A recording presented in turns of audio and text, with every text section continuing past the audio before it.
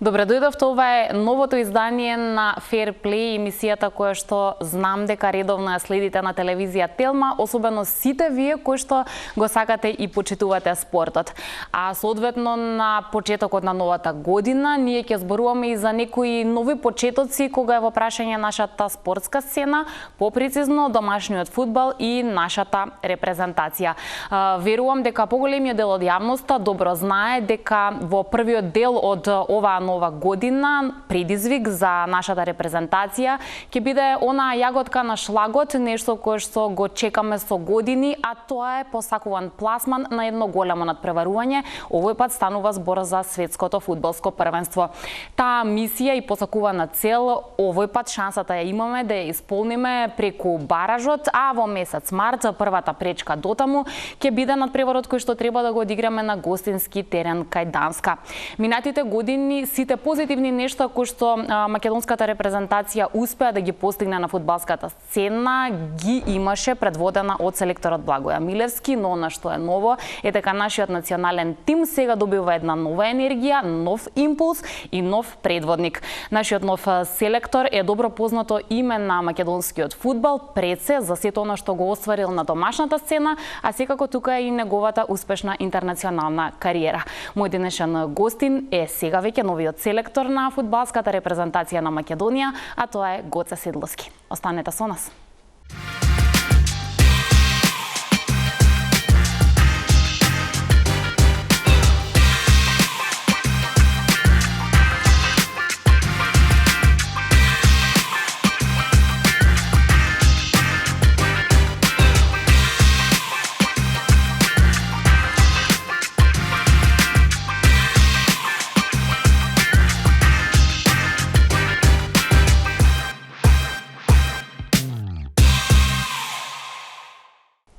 Знам дека фудбалот е секогаш интересна тема, конкретно за македонската јавност кон крајот на годината и еве почетокот на новата година. Смената на нашиот селектор, односно назначувањето на Гоце Седловски за нов селектор на фудбалската репрезентација и како предизвика и реакции и коментари, но коментираме интерно дека тоа не е воопшто лошо и дека е супер кога нашата јавност сака и бара успеси и кога следи што се случува на домашната спортска сцена. Нашата денешна цел ќе биде со Гоце да позборуваме многу повеќе, не само за неговата кариера и ангажмани, туку и за него како личност и се разбира можеби најмногу за сите концепти и идеи кои што ги има, се со цел да имаме успеси, да имаме победи и да бидат задоволни пред се фудбалерите и стручниот штаб, а потоа и целата македонска јавност.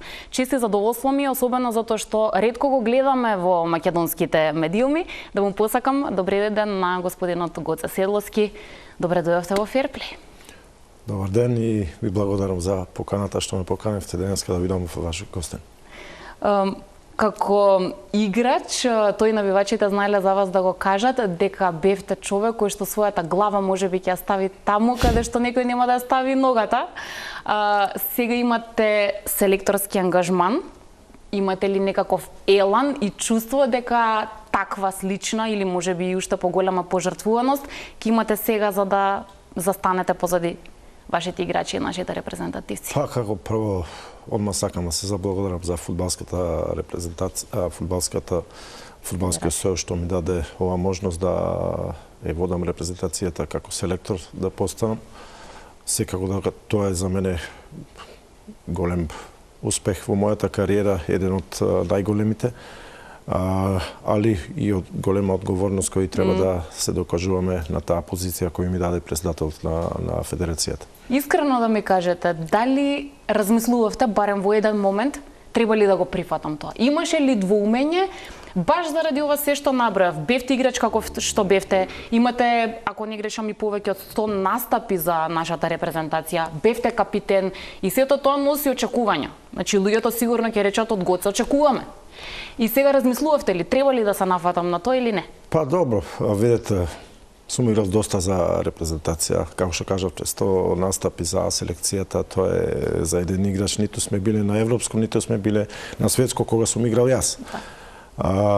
Кога добив повик од председателот после утакмицата со Велс, имав краток разговор кој ми даде до знаење дека има и други кандидати, али во тие кандидати сум и јас.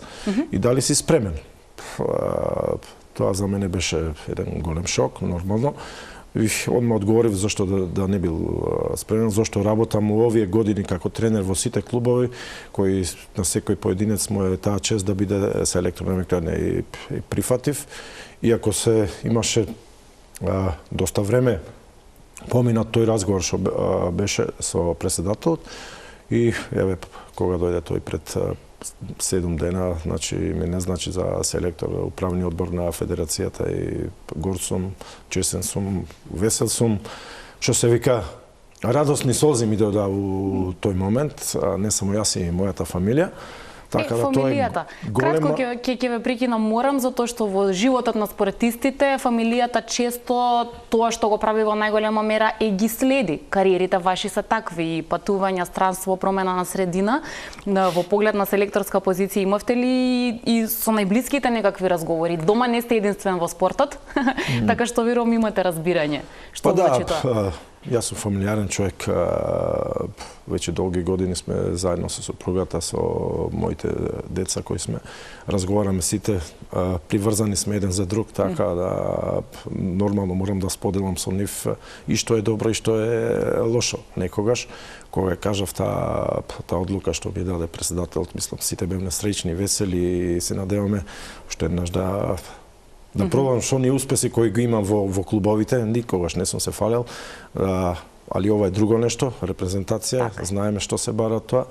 Се надевам мојата страст, мојата одговорност ќе ја доверам и на народот и на луѓето кои ме ставиле у федерација. Можете некако да го споредите чувството кога прв пат добивте повик да бидете играч во репрезентација и сега кога конечно добивте доверба дека ќе сте селектор, споредливи се? Се сеќавам првиот позив кој добив од селектор, тогаш беше Џоко Хаџиевски. Џоко Хаџиевски, да. Кој многу ми помогна во мојата кариера. Сум бил млад, 19 години. Со тој повик, кога сум го добил сигурно и луѓето кои ме прателе од страна кога заминав во Хајдук, значи многу ми значило и му благодарам сега на тој повик и долги години се соработуваме и остануваме добри пријатели со него и тој повик беше тогаш игравне во Прилеп, мислам дали беше со Албанија или со Малта. И со сегашното да го споделам, малку е другачие. Други времина беа тогаш, а сега се сосема други времина. Веќе работам таа работа како тренер и поголемо чувството ми беше сега кога председател ме викна да преговараме за да бидам селектор. Тоа мислам му посакувам на секој тренер такво чувство да осети у него, па мислам дека е тоа супер. Да, тешко да се опише. Тешко да се опише. Уште малку само ќе ве вратам во тоа време, господинот Ѓуко Хаџиевски кога беше гостин овде кај мене, исто го сподели тој момент и рече вака, во моментите на пример кога конкретно Седловски првпат го повикав да биде играч во репрезентација, дури имаше многу неверување од страна. И дел од луѓето во клубот и вака генерално коментари, меѓутоа јас се чувствувам горд што верував во тој играч, потоа се докажа дека сум бил во право. Вистина така беше? Па, видете, јас мојата кариера сигурно е прата многу. Почнав од моето родно село, таму кај се израснат, заминав у Питу Гули, Крушево на 6 месеци потпишав договор со Победа и они ме пуштија на позајмица у Крушево. Тогаш се вратив у Победа, се на брзина идеше мојата кариера, одиграв само 6 месеци у Победа и заминав у Хајдук Сплит. Тоа е од такво место најнаш да одскочиш, мислам дека не може да биде без причина. Без причина не може. Така и сигурно дека добил критики и селекторот Џоко Хаџиевски зашто ме повикал. Се сеќавам тогаш настапот беше во стоперскиот пар, играв со Илија Најдовски.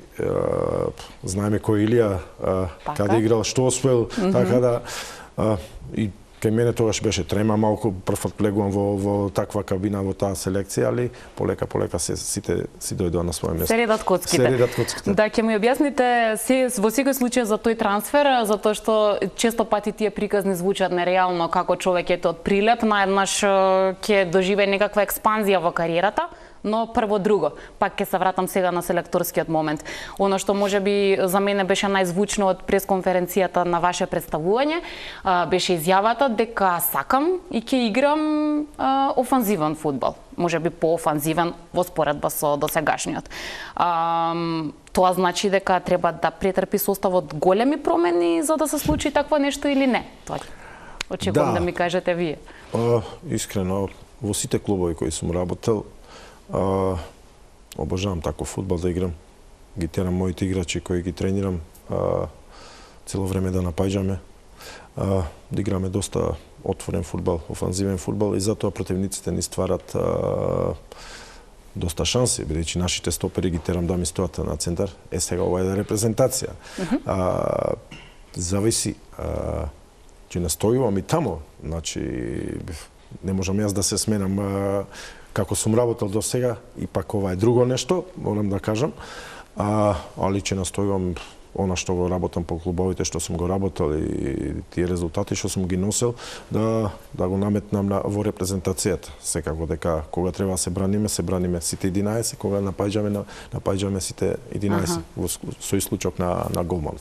По-конкретно кога е во прашање нашиот напад, планирате големи промени?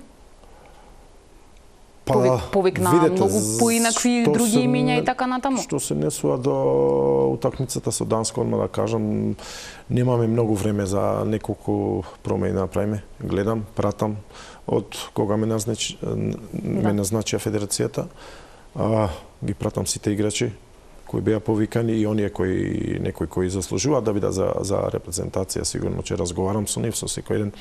Сакам да се видам, да поразговарам, доколку имам можности, нормално, колку не телефонски со секој еден.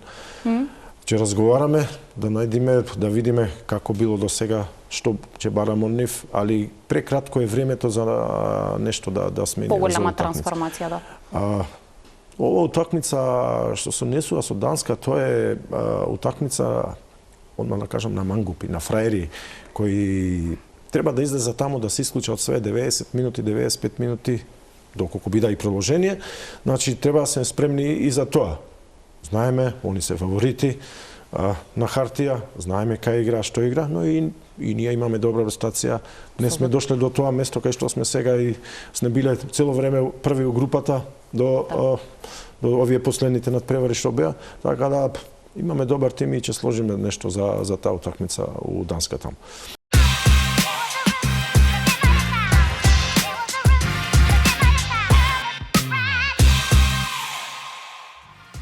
Како минатата, така и оваа година, футболот ќе остане да биде важна и интересна тема. Освен што живеат во новогодишната атмосфера, ајде да видиме дали има простор за некоја фудбалска тема со луѓе во низ центарот на Скопје.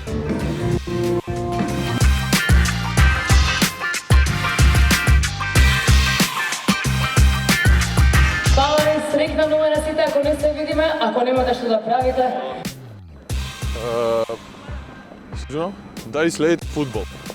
Не. А некој друг спорт освен фудбал? Не. Здраво. Дали следите фудбал? Како? Дали знаете кој е нов селектор на нашата репрезентација? Не баш. Гоце Седловски. Следите некои други спортови освен фудбал? Не баш. Ништо не следите од фудбал? Па добро, тоа е некако сечно нова. Исто е нова. Фати многу. Смрзна, брат. Жими мајка гледа кога трнаме наму спиват натаму, брат. Дали гледаш фудбал? Гледам, да, фудбал. Дали знаеш кој ни е нов селектор на нашата репрезентација? Седловски. Да. Дали знаеш во кој клуб беше икона Седловски? Од Динамо Загреб мислам дека беше. Точно така. Бегаат како на скијање, како на спалон ми бегаат. Ти оди, а ти на друга, брат. Ја не ти на друга, брат. Дали знаете кој е новиот селектор на нашата репрезентација? Седловски. Дали знаете во кој клуб тој беше икона? Па не знам кај беше. Не знам Белгија ли беше, ајде тако, не знам кај. Динамо Загреб. За Динамо Загреб, да.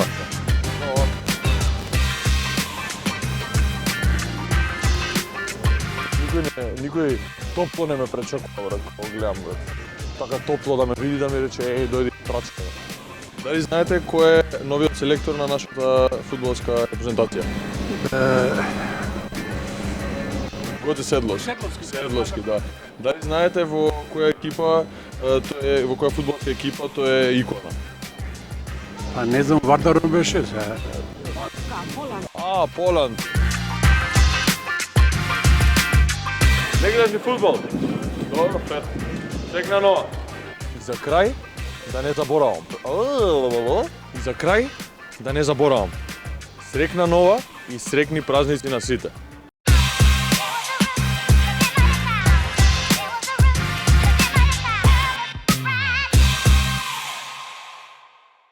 Сакам сега малку да позборуваме за таа ваша позиција која што имавте како играч, затоа што генерално знаеме дека вообичаено во прв план се напаѓачите и сето тоа што го приредуваат, сите тие погодоци и така натаму, но вие бевте играч кој што и покрај тоа што игравте во одбраната, познат сте како опасен по противничкиот гол. Бевте. Со што еве лично мислите дека најмногу ги заслужувавте тие симпатии и во тимовите и кај навивачите? Како прво, кога пристигнав у Сплит, значи, првиот тренинг кога излегов со играчите на терен, знаете како е, дошол млад играч, имав 19 години, сега, ајде, дошол од Македонија, у тоа време тогаш, јас не сум знаел ништо, не знаев ни кај идем, ни што идем. Првиот пат кога излегов на терен, играв, не се сеќавам, на 2 гола и едно 10 пати уклизав на терен и полека нормално тогаш у тоа време беа Ерцек, страшни играчи кои беа таму. И влегување у кабината, дошол е македонец, видиш како уклизава, како а тогаш тренер ни беше Томислав Ивич, покојни. И може со тоа сум ги добивал сите тренери, сум ставал глава кај шо... Да. Самодоверба? Самодоверба. 19 години, тоа време да појдеш у Хајдук Сплит, им благодарам на тогашниот менаџер кој беше, кој ми однесе таму, Харио Викановиќ. Како и каде ве виде тој човек? На клубски надпревари? Кога настапував за победа, да. Го повика, тогаш беше спортски директор Иван Бојлен, дојда у Прилеп, иако имав понуда да заминам Германија, тогаш али се одлучив за Хајдук Сплит, млад, и не сум сгрешил. Година и пол дена одиграв у Сплит, заминав во Англија. Да. Али таа година и пол кога играв во Сплит, мислам дека сум оставил срце на терен. Цела публика, Торцида, цела Далмација ме сакаше. Нормално, како што кажавте вие, на секој надпревар давав над максимум, знаев дека тоа ми е шанса, ако сакам нешто да направам во мојата кариера, во фудбалска, и полека мојата кариера идеше према горе. Значи немавте страх? Играв на таа позиција, кои моите грешки се увек критични. Кобни? Секогаш сгрешили стопер? Доаѓаат на критика. Али и доста голови сум забил тогаш за Хајдук Сплит. Се сеќавам една утакмица кога игравме со Малме, до 80-та минута у Сплит губевме 2-0. Првиот гол го даде, имам од Австралија еден Јосип Скоков, вториот 2 го дадов јас и 93-та ги победивме 3-2. На таа утакмица почна Торцida баш уште повише да ме засака, да има симпатии према мене и не беше ни многу, ни малку, што се вика, након година дена стигна понуди во клуба и кој добро и за клубот, добро и за мене, и за агентот кој ми однесе во Англија, значи замина во Англија. Уште малку пред одењето во Англија, вие го споменавте тој прв тренинг, значи се потврдува уште еднаш дека само еднаш тој прв печаток што ќе го ставиме толку многу важен знае да биде. Во таа соблекувална кога бевте толку млад, немавте проблеми со повозрасните, со поискусните, не, како да речам, не биле во позиции да ве понижуваат или да така, некако да бидете настрана? Немавте проблеми со тоа? Па, не би рекол, значи, добро бев примена, али јас дете, 19 години тогаш доаѓам од Прилеп во еден таков град, во еден таков голем клуб, нормално, стидлив, пикната во еден чош и се плаши што ќе зборна, како ќе биде реакцијата нивна, али јас ја гледав својата работа 90 минути или на тренинг, она што го имам не сати 15, сати 20 минути да се одработам и спијав во клубскиот камп тамо, дури не добија стан и тоа ми беше работа. Клубски тренинг, ручек, вечера и одмор. Значи, имаше, се сеќавам кога пристигнав прво, другиот ден у спортски новости пишува доша македонац кој навива за Партизан. Ова е интересна изјава. Малку... Што се случи? Па сите одма знаете како те гледаат тогаш, али мојата работа, мојата упорност им докажав на сите дека кај да сум, јас давам за тој клуб 100% и еве. Работата на стоперите во тој период кога вие бевте во пикот на кариерата и сега таа задача што имаат на теренот некако доста се разликува. Генерално фудбалската игра претрпе некои промени. Што мислите да треба сега да сте играч, ќе ви е полесно или потешко? Па мислам дека сега би било полесно. Полесно? Полесно би било. Зошто? Па сега сосема другачие се игра фудбал. Стоперите сака да изнесат топка, сака да ствари јас ги барам тоа стоперите да ми изнесат, да стојат високо, знаете. Така да за мене. Кој беше во тоа време можеби најинтересно и најпредизвикувачки да го чувате? Да подсетам дека и нашата репрезентација имаше и такако атрактивни надпревари во периодот кога вие бевте играч, надпревари против Англија и така натаму, во тоа време звучни звезди, ајде да ги кажам оние што најмедиумски беа присутни, Дейвид Бекам, Фиго и така натаму. Сте имале интересни задачи да чувате звучни имиња. Што било највпечатливо? Така и сега го паметите, да речам. Па добро, многу играчи ми се во главата, сите играчи. Значи, како прво сум сакал да ги надиграм, да му земам сите дуели на шпицевите. Нормално, имало играчи кои не можеш да се доближиш до нив. Пример, Еден Бербатов, кога сум играл за репрезентација тука. Така го гледаш, шпиц, сега, ќе му земам све. Значи, он, чим се доближиш до него, еден Јан Колер, Чех, репрезентација исто. Вруни, кога сум играл за... Значи, има и многу играчи кои, али мојата идеја била да ги тепам. Првиот старт, првиот дуел да го добијам, кога го имам, али ако не го добиеш првиот дуел, знаеш дека ти е малку потешко да се носиш со нив. И најнезгодни играчи ми биле ниски нападачи.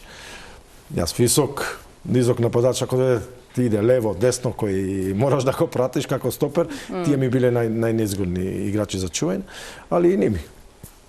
Имало и кога сум бил најлош на терен, кога не ти иде нешто, али имало играчи кога пред утакмица мислеле, але со кого играме, ај Бербатов, леле Руни сега, али некој си у Динамо кога играв против... Не ве плаша? Шевченко против Милан кога сум играл за Динамо, значи како ќе биде, што ќе биде, кога влезеш на терен, тоа сето се заборава, мислам дека јас тако сум бил, знаеш, заборавам, исклучувам глава и моја цел е 95 минути да се одработам на терен. Затоа ви кажувам, сега би било малку полесно, бидејќи повише има тренизите се другачи, значи имаш добри играчи, добро све. Не дека немаш и тогаш, али фудбалот иде малку погоре.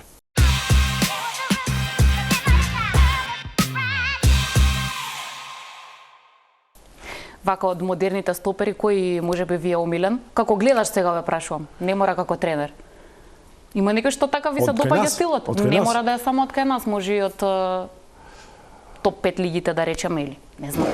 Има некој што така највпечатлива игра има според вас? Па добро, сум обожавал како што сум бил јас играч. Тука е Рио Фердинанд, у наше време Видич, исто. У Манчестер, Пујол, Барцелона, Рамос, значи од звездите кои биле поголеми. Така, у наше време тоа не можам да извадам. Тони Адамс, кога стигнав у Англија, ме споделува одма со, еве дојде у англиско првенство со Тони Адамс. Тој ваш трансфер, кога заминавте во Англија, е еден од побогатите за клубот каде што отидовте, односно издвоја голем дел од својот буџет за да вам ве однесат таму. Меѓутоа таа приказна не траеше многу долго. Што се случи? Па, менаџерот кој ме носеше за и нормално со договор со клубот кој имав утакмица, мислам Хајдук со Шибеник играв на полуфинале нешто. Добро. И беа дојдени да ме гледат. Се сеќам менаџерот ми кажа само мојот агент вика уклизај, скокни 2-3 пати, дај си сигурен пас и дугачок не заврши работа. Добро, јас тоа сум го направил сигурно, му се свидел на луѓето кои се там. И после утакмицата одма заминав со агентот за Англија. И он не ми кажуваше кај идем, он ми кажуваше дека идем у Вестхем да преговараме, вика завршено ти е све, у Вестхем идеш на добро и слетуваме таму, не чека човек све. Другиот ден са балето не земат хотел и уште не знам јас кај сум. Идеме на стадион тамо да потпишам договор и гледам стадионот Шефилд Венсдеј, знаеш. Да. Малку чудно и вика не смеев да ти кажам кај те носам, што се кажам ти луѓето вика кај нас знаете како е, може да ти поквара, може све и затоа те лаже за тоа, знаеш. Потпишалме договор се тоа и чекав работна дозвола. Тогаш требаше да има 75% репрезентативни настапи за да добиеш работна дозвола. Добро. Се враќам у Сплит, весел, среќен, во авион потпишано договор, лекарски преглед све и идем да се поздравам у клуб тамо и еден вечерта да играм малку со пријатели баскет. Тогаш имавме и 3-4 македонски, беше Арбен Нохио, Матија Мирков, Вајс беше со мене тамо у Хајдук. И ајде вечерта да играме баскет малку. Ја играме баскет и ногата зглобат. И сега што правиме, како да му кажаме на менаџерот? Дека белја има. Тоа. Да. И големи болки, големо све. И така тргна тие повреди. Након 10 дена се вратиме таму во Англија. Трпев болката, тренирав. Значи, издржав све што се вика. Дори ја добиев работната дозвола, работна дозвола, прв надпревар против Дерби Каунти ми беше. Влегов 70-та минута кога ја добиев работната дозвола и после тоа игране со Саутемптон и се повредив на утакмицата против Бансли, каде што беше Горги Христов кај него таму. А далечина беше тоа Бансли Шефилд едно пола сат. И баш на тој надпревар се повредив, дугачка пауза, коленото и се смени тренер после тоа тамо. Сигурно секој тренер си бара нови играчи, ново све, концепт, си донесе све и морав да барам друг трансфер. Иако бев година и пол, можев да седем, имав 4 годишен договор, него во тие години јас сакав да играм. Да играте, да се разбира. Сака да ме пушта на позајмица у Шкотска лига, али не прифатив, знам што значи Хрватска, знам што значи големите клубови, дојде да се вратам во Динамо Загреб, тоа е шок малку од Хајдук да се вратиш во Динамо, али... Добро, и тоа се покажа како вистински чекор полоцна. Ке ми ја кажете ли само која беше сумата? Јас прочитав различни, но сигурно вие најдобро ќе ми кажете која беше сумата што од Англија платија за вашиот трансфер? Мислам дека беше 1.750.000 фунти у тоа време, тогаш. Во тоа време, така е да. Сигурно вредело нешто. Се разбира? Мислам се, оној кој што одлучил сигурно знаел зошто го направил тој чекор. Добро, но како што рековме, коцките се редат и веројатно ништо не е случајно, следуваше и вашата можеби најзначајна етапа од кариерата во Динамо. Уште еднаш потсетуваме, поинах во време кога веројатно повторно не е лесно да се биде македонец, интернационалец кој ќе заслужи и такво место и таква доверба потоа да биде своевремено и капитен. Вам лично, предпоставам, тој ви е омилениот и најважниот дел од кариерата? Па видите, многу години сум поминал во Динамо. У фудбалската кариера 7 години у Загреб. Сигурно дека остава најголем трак у мојата кариера и им се заблагодарувам на луѓето кои ми ја дали таа можност 7 години да беше у Динамо и кои ми дали траката да носам на еден таков голем клуб. Сигурно сум возвраќал со добри игри и сум бил воđа на терен. Имавте големи притисоци? Знаело да има големи тензии кога не одат нештата како што треба? Па секако. Тој е голем клуб. Знаете, влегуваш надпревар, секој надпревар можеш да го добиеш. Секоја година мораш да биш прв на табела, да освоеш титула или најважно е титулата, да освоеш купот доколку дојде. Притисоци од сите страни, не само кај мене, кај играчи, кај колегите, кај тренерите, кај сите, управата горе. Така да али тие 7 години незаборавни се кои сум ги имал во Загреб. И до ден денес, верувам, често одевте или одите, сега имате и тука поголеми ангажмани, но како и да е, Загреб е дестинација што често ја посетувате. Како изгледа кога одите таму и генерално кога одите во Хрватска? Има уште разговори на тие теми, сакаат луѓето со вас да зборуваат за минатото, како било и што било? Па, у Загреб стварно оставив доста добар впечаток кај сите, кај навивачи, кај луѓето кои водиле тогаш Динамо. И кога идам сега у Загреб, мислам кај да тропнам, вратите ми се сега отворени. Можам да кажам дека он ми е втор дом. Таму сум живеел, таму ме и ќерката игра ракомет и стварно еден добар град, прекрасен, кој се наоѓа во средината кај сакаш да идеш и го обожавам едноставно. Значи остана да ви биде втор дом на некој начин? Па може така да се рече? Може така да се каже, да. Го обожавам и често кога имам слободно време, сега после завршувањето на полусезоната, заминав одма за Загреб да се одморам малку таму и да поминеме таму. Да.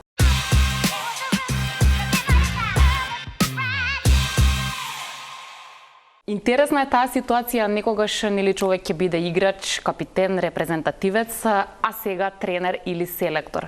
Има ли нешто уште во деновите кога бевте фудбалер што не ви се допаѓало кај тренерите и што уште тогаш сте си рекли ако некогаш јас бидам тренер, ова никогаш нема да го правам на моите играчи? Па, одма че почнам со клубски, кога сум бил у Динамо, сум играл добро, имало тренери, са ние пред тренинг да се загрееме малку, играме тенис, се зафркаваме, ќе дојде кондицијски, немојте да играте. Јас сум лупал врата, не може да ни кажеш ти, или ајде стабилизација да правиме нешто, значи у тоа време беа Просинечки, Марич, Јеличич, доста јака група кои тие тренери не можеле да се справат? Да се справат со нас, али кога сме излегувале на терен, сни докажувале дека може би тие биле во кривост, не давале се од себе, не правеле резултати. Така да, тоа сега јас не можам да го дозволам, најкој играч да си дозволам да ми се врати она што сум правил кај тренерите. Малку е потешко, али ќе успеам тоа, нема да си дозволам такви грешки да ми прават играчите.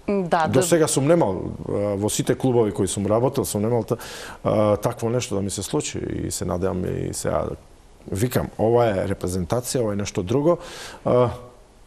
Друго е да навивам од трибини, друго како играч кој сум бил тамо, а сега ова друго кога морам 30 играчи, 25 играчи да ги координираш цело време да бидеш уз нив, али се надевам дека со добар разговор со секој играч поединечно, колективно, мислам дека ќе најдеме заеднички јазик и ќе бидеме прифатени сите и да има таа вистински добра хемија, да биде се како што треба. А со кој тренер ви беше најубава и најдобра соработката низ кариерата? Може би и селектор, без разлика дали е на клубски или репрезентативен план? Па, најинтересен беше Чиро Блажевич.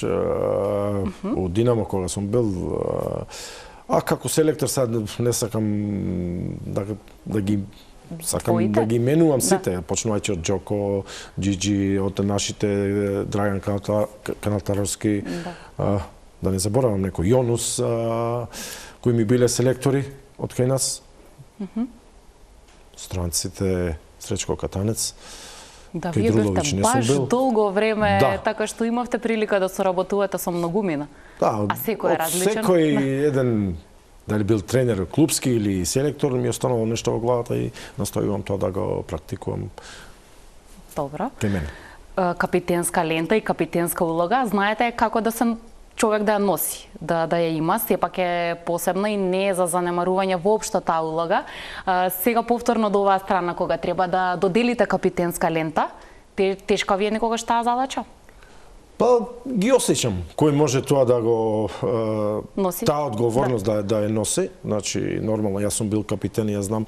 Со тренерот мораш да имаш комуникација измеѓу себе, цело време да бидеш. Нешто што фали, он да ти каже, ако нешто што не чини, јас да му кажам на него, така да морам да имам добра. И ги осеќам тие играчи кои се, значи, се осеќа тоа кој треба да биде капитен и воđа на терен, да биде екипата да ја води и да биде надвор од тоа појава кога ќе се појави исто. Значи, еве се, у репрезентација е Барди капитен, тука е Столе. Значи, ја не можам за овие 3 дена ништо да минува, они се остануваат на таа позиција кои се таму, али све до нив е. Мислам дека добри дечки, добри играчи, му посакувам само здравје и поголема минутажа да има во клубовите. Во сите клубови, во сите клубови. Да.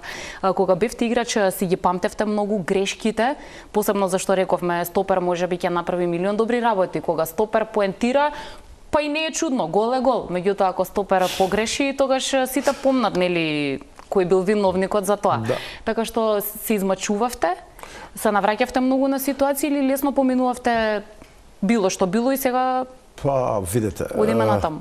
Кога сум правил грешки клубски или репрезентативни, не сум ги враќал тие грешки, не сакав ни да ги гледам, не сакав или сега некоја утакмица кога сум тренер, кога ми одигра екипата лошо, значи да, сакам да ја видам, али во главата више ми е влезена и не сакам да ги гледам, уште повише се нервирам.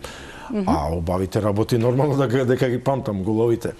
Сеќавате ли една сезона у Динамо Загреб дадов 23 гола како одбранбен играч. Одбранбен играч. Тоа бев прв стрелец на Динамо Загреб. Тоа знаете што значи. Кога те сака топката, значи секој иде горе, дали било корнер, додуша и пенали пуцав 3-4, али кога те сака, кога дава се од себе, мислам дека Господ ќе те награди. Ова е добро што споменавте среќата, тоа ми е многу интересна тема. Има спортисти кои што секогаш стојат на тезата дека мора среќа. Ништо без среќата, колку и да тренирам, колку и да работам, мора среќа. Други велат среќата апсолутно се заслужува и мораш до крај крвнички се да одработиш за да дојде таа среќа, инаку не ја барај. Вие повеќе на кој став сте? Па, мораш да ја привлечеш таа среќа, нормално со работа. Ако работиш добро, ако не пример, јас сега на тренинг ги гледам моите играчи, некој ми стои позади мене, али се тоа пратам.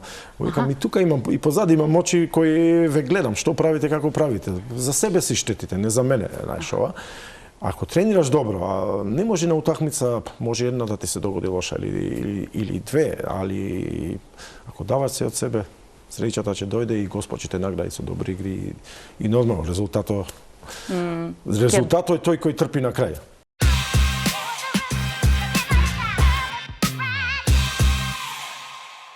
Инаку, вашата тренерска улога во Вардар исто така не е за занемарување, заради тоа што некако, како да речам, големи предизвици се тоа.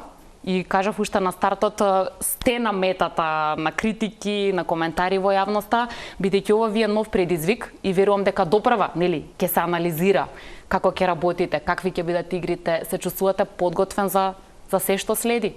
Тука ги вклучувам и критиките.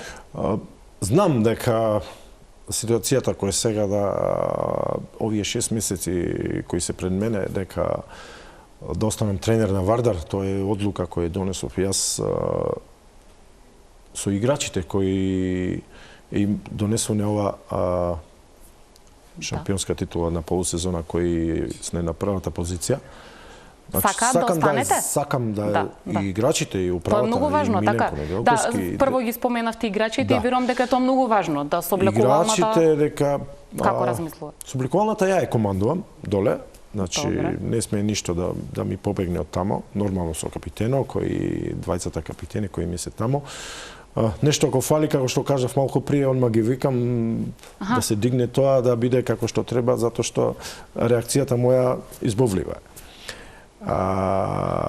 Да се навратам до тие утакмици кои ги имам сега, сакам до крај да ги завршам со Вардар. А што се однесува до репрезентација, сега имаме 2 утакмици во март, имаме 2 пријателски утакмици во јуни, кои се 4 утакмици и после тоа завршување на првенството на Македонија, си преземам одговорноста за селекцијата да бидам селектор на Македонија. Значи ќе го издржите овој период до крај за исполнување на... Не е лесно, не е лесно, најме на 2 места, али спремен сум. Затоа и ве прашав. Критиките се тие кои се. Влегувам секаде кај што е тешко. Знаете и кај беше Вардар пред година дена у ова време, а каде е сега. Затоа реков, играчите се заслужни за тоа, управата, она што го барав од нив ми го донесоа и се настојувам до крај да се одработам максимално професионално како што доликува, мислам дека ќе биде све окей. Иако пред нас имаме доста многу работа, предизвици, имате, да. Знаеме една Шкендија, кај стигна, им честитам овој момент. Значи, една Струга кој е тука, Силекс не треба, тие 4 екипи горе кои се бориме за горниот дел на табелата. И дај Боже да има конкуренција да ни биде повисоко и повисоко нивото, нели? Секако го сакаме тоа сите. Не ги заборавам тие екипи кои се борат исто доле. Значи првенството некогаш се освојува на и послабите екипи, али не сакам никого да потценам. На секој надпревар влегувам како да играм финале. Тоа можам да ви кажам. Немам уште многу време, но сакам ова ми е важно да ми кажете. Што не сме играчот, односно фудбалерот да направи тогаш кога соработува со Гоце Седловски? Она што ќе му го поставам на играчот, ако не го испунува, значи одма се гледа тога. Значи спремен сум у 20-30 минута да го извадим од терен. Значи може да не иде. Има ден кога не иде, кога не ти иде ништо, не иде пас, не иде центаршот, не иде дефанзива. Али да не трчиш на терен, да не се бориш, да не играш за екипа, да играш за себе, мислам тоа не можам да го прифатам и тука сум алергичен многу. И најако ми е дисциплина мора да постои кога сме на терен, знам кога да ги пуштам играчите, кога треба да се опуштат малку, знам кога се работи, значи таа работа мора да се испочитува професионално. А како татко и воедно тренер, тука дали сте строг? Вашата ќерка е во ракометот. Кога ги гледате надпреварите, успевате да ги гледате само како родител и како навивач или тука проработува тој спортскиот момент, па сакате и да критикувате, да дадете совет како треба на терен? Добро, увек не за критикувам. Зошто не шутна, не сум ја тренер за ракомет, зошто не додаде пас. Нека и даде Господ здравје, она сама нека се одлучува, не му се мешам тамо. Се одлучиле за спорт и то ми е драго и јерката и синот, другата ќерка почна и та со ракомет, не се откажа. Така да на нив е све. Теренот покажува се, ниту сакам мој да му дадам поука како треба да се настапуваат на преварите, на тренизите, на све, али не можам јас да влезам натре да играм или да му помагам. Се тоа е до нив, значи тие се одлучува за све. Посакувам среќа, успех како на сите и еве во оваа прилика сакам да им честитам на сите среќна нова година, среќни божични празници и нека ни биде 2026 среќна и успешна. Многу ви благодарам за тоа што токму во овој празничен период и во момент кога нели за вас има еден голем почеток, вие ја прифативте поканата да бидете мој гостин. За нас е ова нели исто старт на новата година и сите наши епизоди, за вас убава епизода и затоа посакувам добро здравје и на вас и на вашите играчи и секако многу успеси. Нашата редакција можеби до некаде пристрасно, меѓутоа секогаш навива за фудбалската репрезентација на Македонија и за сите наши спортисти, така ќе биде и натаму и секогаш. Уште еднаш ви благодарам за поканата и на вас. Се гледаме се надевам повторно во новата година и како што реков, посакувам да бидеме сведоци на што повеќе успеси за македонскиот спорт, секако и за македонскиот фудбал. Ви благодарам многу што бевте со нас, посакувам да уживате во празничната атмосфера и повторно да гледате Fair Play за 7 дена. Довидување.